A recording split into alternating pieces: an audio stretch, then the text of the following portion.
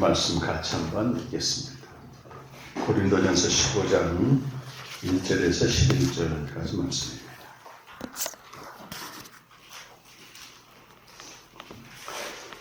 함께 제가 한 절 읽고 여러분 읽으시고 교독하시겠습니다. 고린도전서 15장 1절에서 11절까지 말씀입니다. 형제들아, 내가 너희에게 전한 복음을 너희에게 알게 하노니 이는 너희가 받은 것이요 또 그 가운데 선 것이라. 너희가 만일 내가 전한 그 말을 굳게 지키고 내 잊지 아니하였으면 그로 말미암아 구원을 받으리라. 내가 받은 것을 먼저 너희에게 전하였노니 이는 성경대로 그리스도께서 우리 죄를 위하여 죽으시고 장사 지는 바 되셨다가 성경대로 사람에게 다시 살아나사 게바에게 보이시고 후에 12 제자에게와 그 후에 모든 형제에게 일치해 보이셨나니 그 중에 지금까지 대다수는 살고 어떤 사람은 잠들었으며 그 후에 야고보에게 보이셨으며 그 후에 모든 사도에게와 맨 나중에 반삭되지 못하여 남자 같은 이들에게도 보이셨느니라. 나는 사도 중에 가장 작은 자라. 나는 하나님의 교회를 박해하였으므로 사도라 칭함받기를 감당하지 못할 자니라. 그러나 내가 나에게 것은 하나님의 그릇이니 내게 주신 주의 은혜가 함께 자라며 내가 모든 사도보다 더 많이 수고하였으나 내가 한 것이 아니고 오직 나와 함께 하시는 하나님의 은혜로라. 같이 읽겠습니다. 그러므로 나나 그들이나 이같이 전함에 너희도 이같이 이겼느니라. 아멘. 감사합니다. 2015년에 이 포항에서 첫 번 복음 생명 캠프가 열렸고 그 이후에 매년 또 열렸으나 또 코로나로 한 2년 정도 중단됐다가 또 오늘 다시 재개되었습니다. 첫 번 우리 캠프 때부터 우리 이제 최병철 목사님 또 사모님 가정을 또 알게 됐고 우리 성은 자매도 많이 자란 것 같아요. 다들 위해서 편안해지고. 이곳에 복음을 알고 또 생명을 전하는 이 교회가 세워져 있다고 하는 게 무엇보다 감사합니다. 시간 복음에 대해서 여러분과 나누려고 하는데 고린도전서에 나오는 이 복음입니다. 그래서 고린도라고 하는 도시가 있었어요. 당시에 마게도니아 아래쪽에 있는 도시였는데 항구 도시였습니다. 그리고 그 모든 그 장사꾼들 또 상업하는 사람들이 그 지역에 몰려와서 상업도시, 금융도시로도 알려져서 상대적으로 다른 지역에 비해서 돈이 많은 지역이었습니다. 또 돈이 많다 보니까 또 죄도 많이 짓고 또 우상도 많이 섬기고 또 혼합 종교도 굉장히 심했습니다. 단지 복음은 들어가지 않았었죠. 거기에 바울이 가서 인간이 잘 사는 법, 돈 잘 버는 법, 행복한 법을 전하는 게 아니고 복음을 전했던 것입니다. 복음을. 고린도전서 오늘 15장 1절 말씀 보니까 거기서 바울이 한 1년 반 정도 머물면서 사도행전 18장 11절에 보면 하나님의 말씀을 전했다라고 되어 있는데 오늘 고린도전서는 1년 반 사역을 하고 떠나온 다음에 한 3년쯤 지나서 본인이 개척한 교회로부터 여러 가지 문제가 있다고 하는 소식을 들은 거예요. 듣고 거기에 이제 목회적인 처방을 편지로서 보낸 게 우리에게 성경으로 남아있는 것입니다. 이 편지를 쓰면서 여러 가지 처방을 했지만 마지막 부분에 와서는 1절에 보시면 형제들아 내가 너에게 전하는 복음을 다시 알게 한다. 바울은 그 고린도 교회에 개척을 하면서 다른 메시지를 전한 게 아니고 복음을 전했다는 거예요. 복음을. 그리고 교회 여러 가지 문제가 들려오니까 다시 복음을 또 상기시킨다. 시작도 복음이었고 중간에 또 문제가 있을 때 알려준 게 또 복음이었고 그래서 오늘 말씀 제목을 제가 복음을 듣고 또 듣고라고 정했는데 진리는 듣고 또 드려야 됩니다. 이스라엘 백성들이 그 하나님의 택함을 받아서 많은 민족 중에 하나의 민족으로 선택을 받았습니다. 그리고 그들을 하나님의 자기 백성, 소위 언약 백성으로 삼아줬어요. 내 자식같이 여긴 겁니다. 한마디로. 그러면서 다른 민족들에게 주지 않고 그 이스라엘에게만 주신 말씀이 있어요. 그 출애굽기 19장 5절 말씀인데 너희는 내 말을 잘 듣고 내 언약을 지키면 특별한 보화로 삼아주고 하나님이 제사장 나라와 거룩한 백성이 되겠다고 하는 엄청난 약속을 주세요. 그러니까 특별한 보화를 좀 감정적으로 표현하면 눈에 넣어도 아프지 않은 그 자식 같은 백성을 삼아주시고 제사장 나라는 내가 너희를 통해서 모든 민족을 구원할 것이다. 그렇게 그런 뜻이 있고 거룩한 백성은 이 백성을 통해서 하나님이 누군가를 세상에 보여주는 거예요. 하나님의 존재는 사람들이 막연하게 알고 있지만 그분이 누군지는 잘 모른단 말입니다. 이 백성들의 삶을 통해서 하나님이 누군가를 보여줘요. 근데 이것을 위해서 하나님이 이스라엘 백성에게 딱 한 가지만 요구해요. 그것이 너희가 내 말을 잘 듣고란 말입니다. 히브리어 말로는 쉐마인데 그냥 듣고가 아니고 앞에 무슨 말이 붙어 있어요? 잘 듣고. 이걸 원문으로 읽게 되면은 쉐마, 토 쉐마 해가지고 듣고 또 듣고 이 말이에요. 듣고 또 듣고가 또 현재으로 되기 때문에 계속해서 들으라 그 말이에요. 계속해서. 우리는 무슨 얘기를 듣느냐에 따라서 생각이 형성되고 생각 속에서 사상이 나오게 되고 그 사상에서 어떤 개념과 행동이 나오게 돼 있습니다. 이런 오늘날 정치판 보게 되면 양극단으로 치우친 사람은 자기가 듣고 싶은 것만 계속 들어. 유튜브가 됐든 뭐 이게 확증편향이라고 말하거든요. 그러니까 완전히 진리로 믿어버리는 겁니다.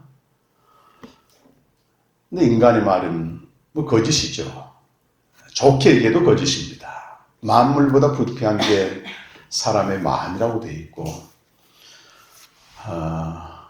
진리가 아닌 것은 전부 거짓이라고 돼 있어요. 비슷해 보이지만 거짓입니다.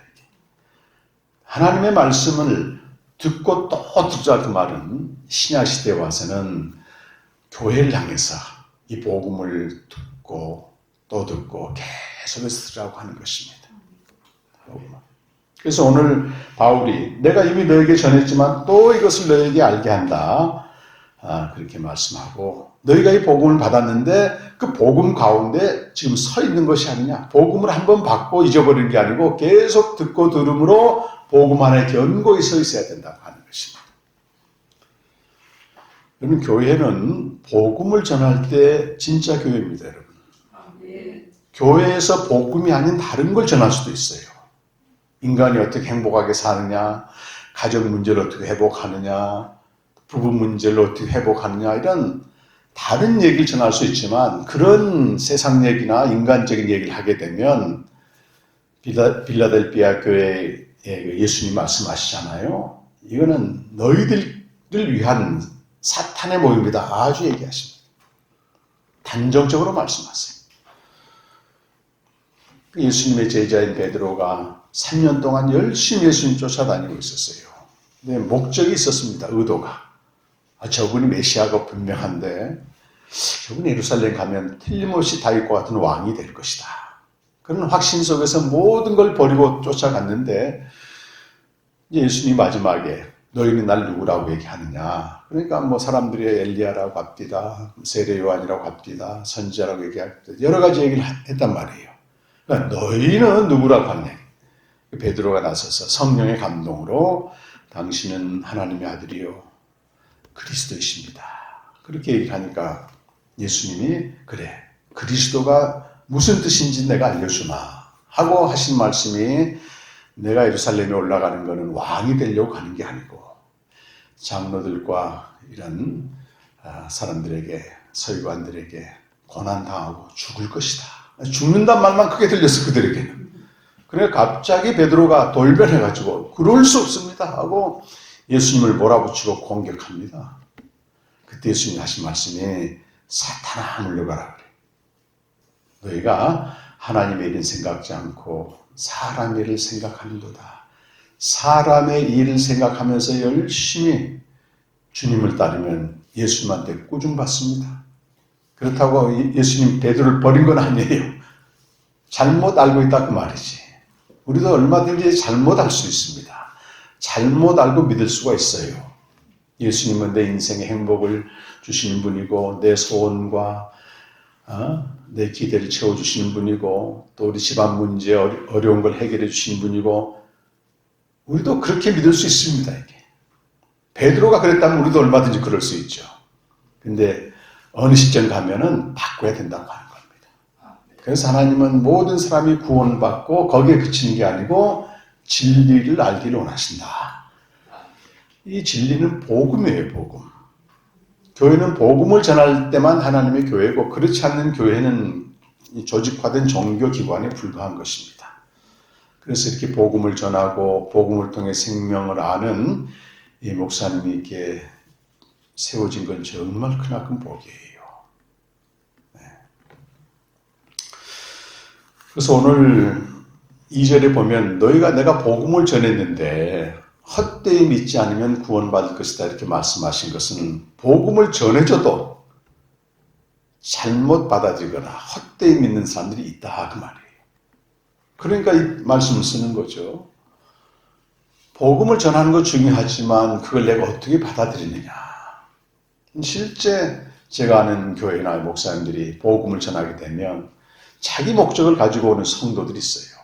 목사님 오늘 이런 말씀 하길 기대했는데 자꾸 죄에 대한 얘기를 하고 나와 별로 상관없어 보이는 십자가 얘기를 하고 그냥 하여튼 어떻게 됐든 권사님 잘 될 겁니다. 이렇게 얘기해 주면 너무 좋은데 그런 사람들은 복음을 전해줘도 헛되이 믿습니다. 헛되이 믿어요. 근데 제대로 믿게 되면 헛되이 믿지 아니었다면 너희가 구원을 받으라 이렇게 되어 있습니다. 복음을 믿으면 뭘 받는단 말이에요? 구원을 받는다. 복음을 믿으면 구원을 받는다. 복음은 그 자체가 목적이 아니고 구원을 받게 하시는 하나님의 능력이다. 그래서 로마서 1장 16절 말씀 가서 한번 보실까요? 로마서 1장 16절에 바울이 이미 세워진 로마 교회에 그렇게 복음을 전하기를 원했습니다. 이 보면 내가 복음을 부끄러워하지 아니하노니 이렇게 되어 시작합니다. 이 복음은 모든 믿는 자에게 뭘 주신다고 되어 있어요? 그렇죠. 구원을 주시는 하나님의 능력이 됩니다. 구원은 하나님이 주시는 능력인데 뭘 믿어야만 되는 거예요? 복음을 믿어야만 구원받는 거예요. 그러니까 교회에서 아무리 능란하고 또 아주 탁월하게 설교를 해도 복음이 아니면 구원하거나 아무 상관없어요. 이 땅에서 그냥 편하게 좀 살고 속이는 겁니다, 여러분.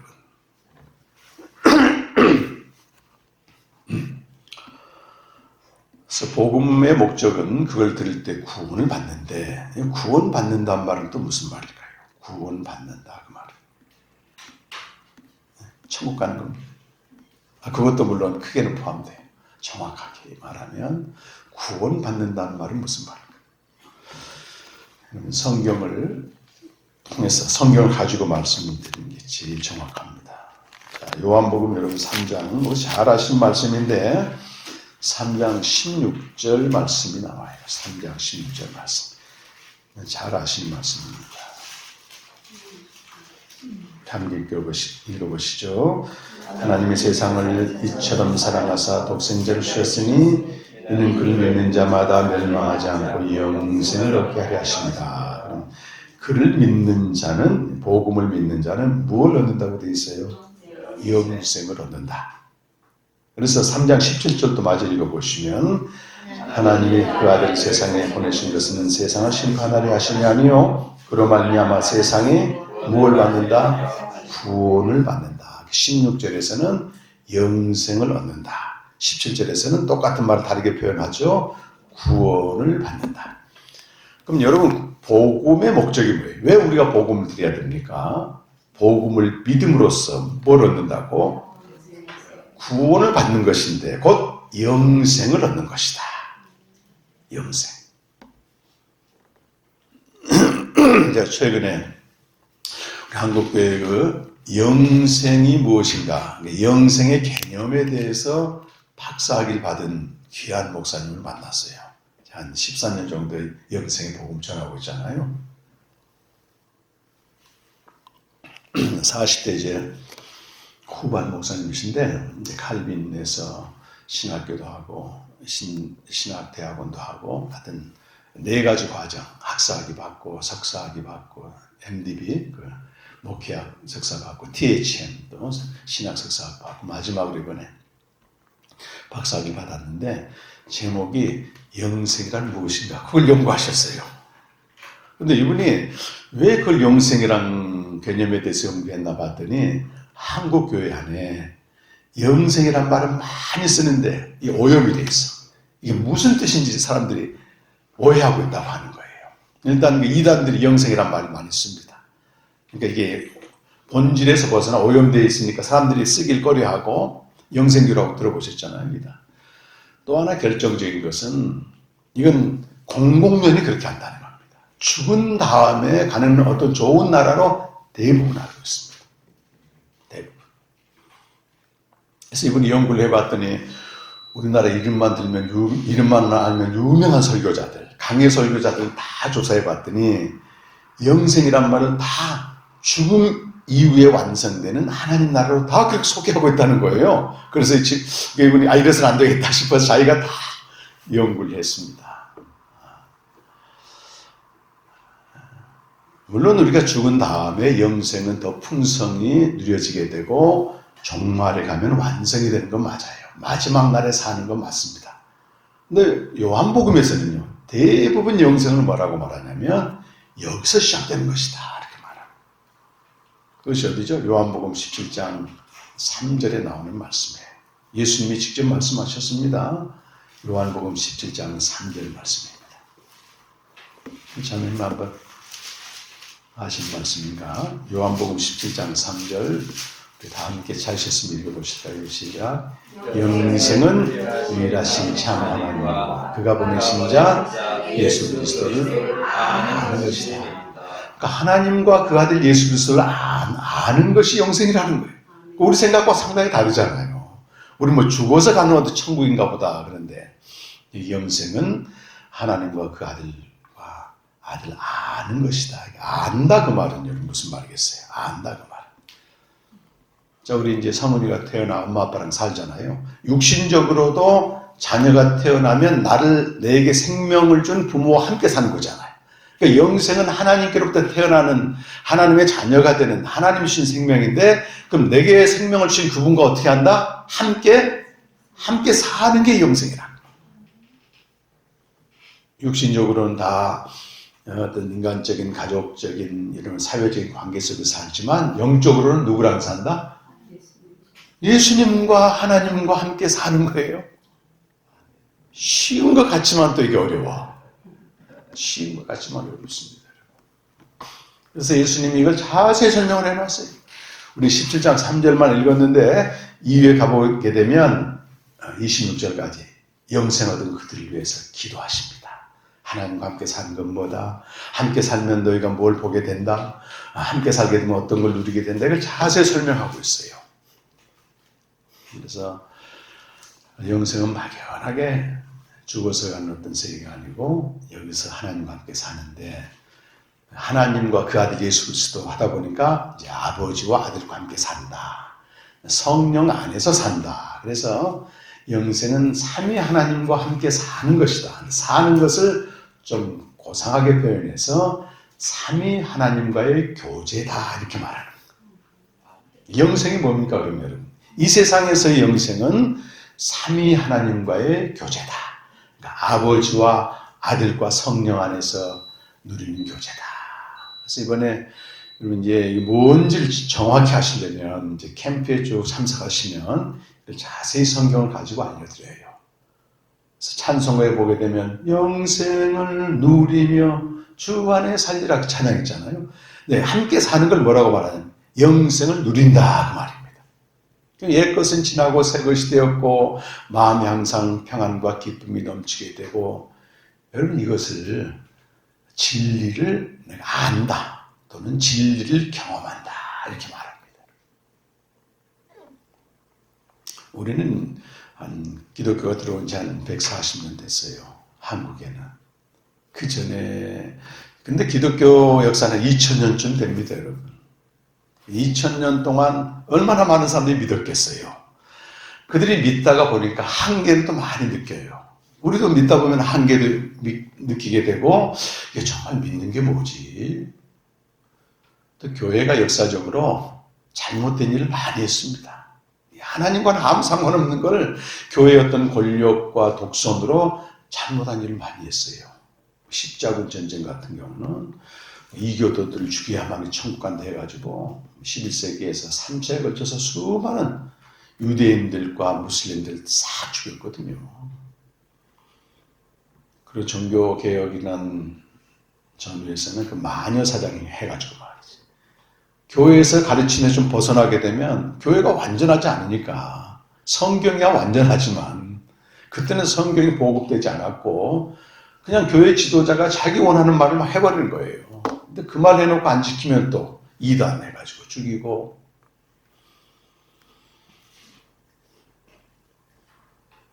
또 16세기, 17세기 종교개혁 이후에는 이제 그 서양 서구 개척을 하거든요. 인디안, 남미나 이런 포르투갈을 정복하는데 정복지 가서 애만하게 자기들 잘 살고 있는 사람 다 죽이는 거예요. 예수 안 믿으니까. 그런 일들을 이제 하니까 소위 그 삼각자들이라고 할 수 있는 자기들도 예수 믿어요. 자기들도 교회 다녀요. 이 사람들이 어떤 교회에 대해서 환멸을 느끼기 시작하는 거예요. 그건 이제 거창한 사건들이지만 뭐 개인적으로도 교회 가보게 되면 어떤 충만한 기쁨이 없고 의미 없이 평생 신앙생활을 했지만 내가 왜 교회 다녔지 이런 의문들이 올라오는 거예요. 이게. 그런 거에 대해서 굉장히 그분들이 고민하고 연구하고 또 성경으로 돌아가서 진짜가 뭔가 이제 찾게 되는 것입니다. 그래서 그런 결과물들, 정신적인, 신앙적인 굉장히 큰 유산들인데 이제 핵심은 그거예요. 교회가 복음을 오해했고 잘못 전했고 다른 것을 복음이라고 얘기하는 겁니다. 그래서 여러분 한번 좀 찾아보시게 되면 갈라디아서 1장 인간의 한계고 연약함입니다. 1장 8절에 한번 가보십시오. 1장 8절에 가서 한번 읽어보겠습니다. 시작. 302페이지의 시작. 1장 8절입니다. 갈라디아서. 시작. 우리가 너희에게 전한 복음 외에 다른 복음을 전하면 저주를 받을지어다. 그러니까 여기 우리라 그 말은 사도 바울을 말해요. 자신도 마찬가지고 또 천사들 할지라도 우리가 너희에게 전하는 복음 외에 다른 복음을 전하면 저주를 받아야 된다. 복음은 생명을 얻게 하고 사람을 살리는 것인데 오히려 다른 복음을 전하면 저주 받아야 된다. 그 말은 교회를 망가지게 만드는 거예요. 신자들을 잘못된 방향으로 만들게 되면 신자도 잘못되고 믿는 가정도 잘못되게 되고. 여러분 이단들 보십시오. 열심히 잘못 믿다가 가정 자체가 붕괴되고 그런 걸 종종 보잖아요. 근데 여기가 뭐라고 되어 있냐? 우리가 너에게 전한 복음이란 말이에요. 우리란 말은 사도를 말하고 우리가 너에게 전한 복음이라는 말이 고린도전서 15장 다시 오게 되면 내가 받은 것을 먼저 너에게 전했다. 15장 3절에 나오고요. 15장 11절에 한번 가보세요. 15장 11절 고린도전서 15장 11절에 가보면 다 함께 시작. 그러므로 나나 그들이나 이같이 전파하매 너희도 이같이 들으리라. 여기 나는 바울을 말하고 그들은 사도들을 말해요. 그러니까 이걸 통틀어서 우리가 전한 복음인데 다른 말로 하면 사도들이 전한 복음이다 이 말이에요. 사도들이 전한 복음은 사도신경에 나와 있잖아요. 우리가 거기도 나와 있고 15장 3절에서 5절까지 말씀 보니까 우리가 전한 복음, 사도들이 전한 복음 너무 중요해요. 이거 아니면 다 다른 복음이니까 교회 다니게 되면 이 복음은 정확히 알아야 됩니다. 그게 15장 3절에서 5절까지 나와요. 한번 같이 읽어보겠습니다. 고린도전서 내가 받은 것을 먼저 너에게 전했다. 이는 성경대로 그리스도께서 우리 죄를 위하여 성경대로 사흘 만에 게바에게 물으시고 그의 제자에게 와. 5절까지 읽으시면 5절까지 해보면 죽으시고 이 말이 나와요. 죽으시고 두 번째는 장사 지낸 바 되셨다. 또 다시 살아나사 또 보이시고 네 가지 단어가 나옵니다. 우리 성경은 이게 정확히 구별이 안 되어 있는데 원래 기록된 성경을 읽어보게 되면 이렇게 기록이 안 되어 있고 정확하게 되어 있어요. 이렇게 되어 있어요. 죽으신 것과 이렇게 죽으신 것과 장사 지낸 바 되신 것과 이 것과란 말이 중요해요. 딱딱 끊어지잖아요. 살아나신 것과 보이신 것 이렇게 되어 있습니다. 것이라는 말이 중요하죠. 그래서 이 성경 말고 세번역 성경이라고 들어보셨습니까? 표준 세번역 성경. 거기 보게 되면 정확하게 번역을 해놨어요. 죽으신 것과 장사 지낸 바 되신 것과 살아나신 것과 보이신 것 이걸 헬라어로는 호티라고 말하고 영어는 대시라고 말합니다. THAT 관계대명사를 끄는 관계대명사죠. 관계. 과는 그리고 and 이 네 가지 사건은 서로 이렇게 종속되는 게 아니고 각각이 중요한 복음의 사건이라고 하는 거예요. 그런 의미가 있는 겁니다. 독립적인 사건이에요. 그러니까 복음은 십자가 복음만 있는 게 아니고 이제 죽으신 것은 십자가 복음이죠. 무덤에 장사된 것도 복음이고 부활하신 것도 복음이고 또 나타나신 것도 복음이에요. 네 가지가 다 복음입니다. 둘이 뭉실해서 복음은 십자가다 이게 아니라 그 말이에요. 네 가지 복음을 전부 알아야만이 생명으로 살 수 있어요. 복음의 목적이. 이게 복음의 목적이 생명이라고 말씀드렸으니까. 그래야만이 구원의 감격과 구원의 은혜를 누릴 수가 있다고 말이에요. 제가 자동차는 한 부속이 2만 개쯤 되는데 2만 개. 비행기는 얼마인 줄 아세요? 부속이? 한 20만 개가 넘는데 부속이. 한 10배 돼요. 10배. 그러니까 그냥 비행기가 쑥 떠서 가는 것 같지만 그 비행기가 움직이려면 그 20만 개 되는 부속 중에서 하나만 없어도 안 뜹니다. 이게. 자동차도 마찬가지죠. 하나 부속 고장나면 자동차 멈춰버리잖아요. 세상의 기계도 이런데 영원한 생명, 진리도 마찬가지예요. 영원한 생명을 우리가 누리고 기쁘게 살아야 되는데 구원받은 기쁨으로 어떤 상황에서도 복음이 네 가지인데 그 중에 하나만 알면 어떻게 작동이 되겠습니까? 그렇죠? 다 알아야 돼요. 다. 완전히는 몰라도 이게 뭐구나 이 정도는 알아야 돼요. 여러분 복음을 알고 생명을 누리는 것을 진리를 아는 것이고 진리를 경험하는 것이고 그것이 하나님을 아는 것이에요. 하나님과 그 아들을 아는 게 영생이라고 했기 때문에 이게 진리를 알고 누리는 사람은 누구나 누릴 수 있습니다. 우리가 복음을 듣고 생명을 다 주셨기 때문에 여러분 우리가 복음을 몰라도 모두가 하나님의 자녀가 예수를 믿게 되면 그 안에 생명이 다 있어요. 여러분. 근데 생명이 있음에도 불구하고 내가 복음을 모르면 생명 그냥 저기 창고소에 가둬놓게 되고 여전히 옛사람으로 사는 거예요.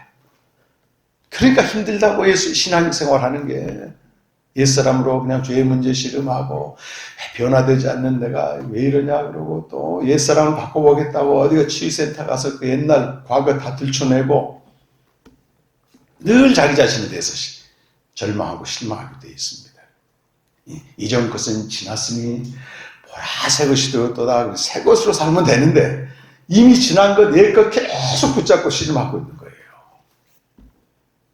복음을 잘 몰라서 그렇습니다. 근데 복음을 듣고 또 듣고 하게 되면 그 생명의 삶이 점점 풍성하게 누려지는 거예요. 기도만 한다고 되는 게 아닙니다. 기도만 한다고. 그래서 매일 아침마다 이렇게 주님과 교제하고 묵상하는 사람들은 다른 걸 하는 게 아니고 이미 들었던 복음을 계속 듣는 겁니다.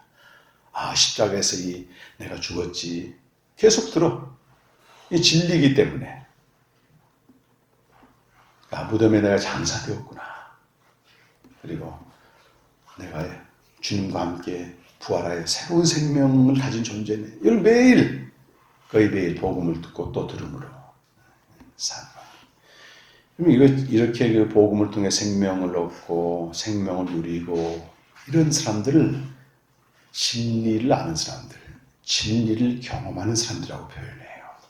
이런 사람들은 많이 배우고 못 배우고 내가 신학에 대해서 알건 아무 상관없습니다.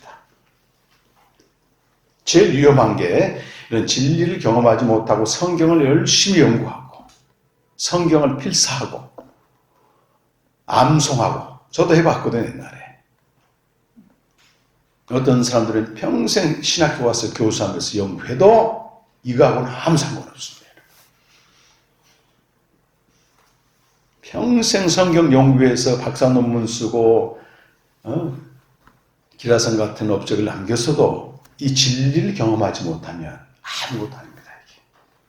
헛수고 한 거예요. 헛수고. 성경 다음으로 이제 신학교에서 중요하게 읽히는 책이 한스 게오르게 가다모가 쓴 진리와 방법이라는 유명한 책이 있습니다. 그분은 이제 2002년도에 돌아가셨어요. 102세 때. 한 100년 동안 22살 때부터 박사를 받아가지고 80년 연구하다 갔으니까 얼마나 연구를 많이 했겠어요. 그분이 남긴 가장 유명한 책이 진리와 방법인데 뭐라고 말하냐면 우리가 어떤 미술품을 보고 직관적으로 진리를 경험해. 그렇죠. 그럴 수 있죠. 어떤 영화를 보거나 문화를 보면서 눈물을 흘릴 수 있잖아요. 이거하고 미술에 대해서 연구를 해가지고 아무리 설명한 거하고 차원이 다르다는 거예요. 직접 내가 보고 경험하는 거, 이거하고 거기에 대해서 연구하는 학문적인 의식이나 이성적인 추론과는 비교가 안 된다고 하는 거예요. 그러면 무슨 얘기를 하고 싶은 거예요? 여러분이 성경을 아무리 연구하고 신학교에 가서 목사, 설교 박사가 되어도 이 진리를 경험하지 못하고 오늘 예배 때 주님을 만나지 못하고 이러면 아무것도 아니라고 말이지. 훨씬 이쪽에 가치가 있다는 거예요. 그래서 예수님은 그 계시에 대해서, 이 진리에 대해서 말씀하실 때 지혜롭고 슬기로운 자에게는 감춰버리고 어린아이에게 나타내심을 감사하나이다. 순전하게 내 안에서 하나님을 알고 싶고 만나고 싶고 이렇게 가난한 심령으로 두들리고 있는 사람들이 진리를 경험하고 그러지 않고 연구하는 사람들 있잖아요. 반드시 한계에 이른다고 하는 걸 경고해요. 그 책에서 보게 되면.